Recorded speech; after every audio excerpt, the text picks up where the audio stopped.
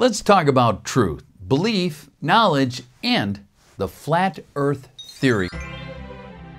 One of the most important aspects of the flat earth theory is that it focuses us to ask ourselves, how do we distinguish what we know to be true from what we simply believe to be true?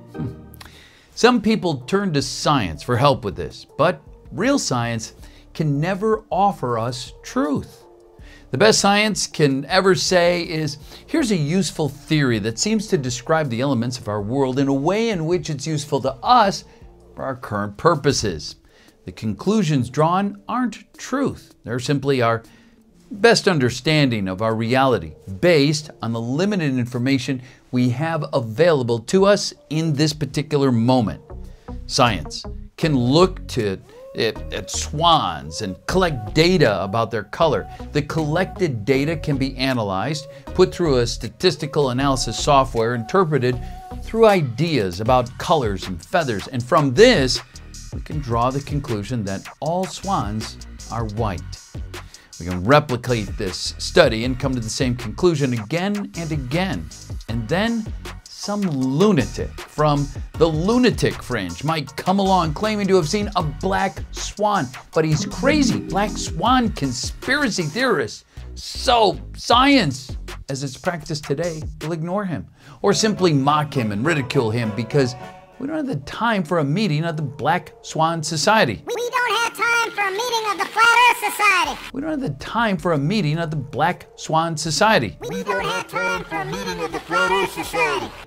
Until someone with influence, prestige, power, and accreditation within the science community steps forward and says, most swans are white, but some are black. The flat earth theory is very much about insisting that science can be done by individual citizens, that our voices are legitimate. It's about the freedom of speech required at the individual level for you to be able to say, I know that some swans are black. I've seen a black swan. When scientism, as a religion of the state, is insisting that all swans are white and your neighbors are mocking you and ridiculing you for saying that some swans are black.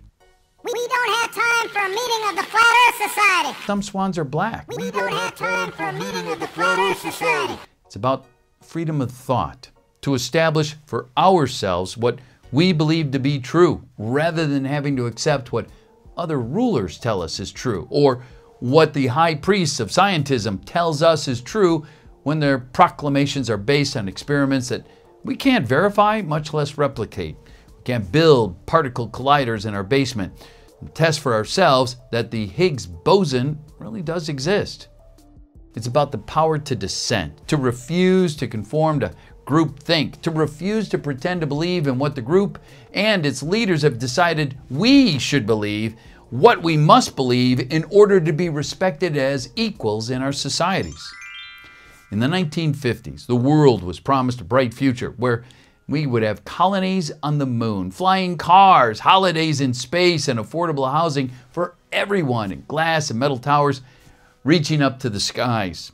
Instead, many people find themselves in a dystopic condition today, drowning in debt from a 30-year mortgage for houses not much improved since the 50s, or tiny apartments in glossy high rises that cost them 50% of their income in rent and no hope of ever owning their home.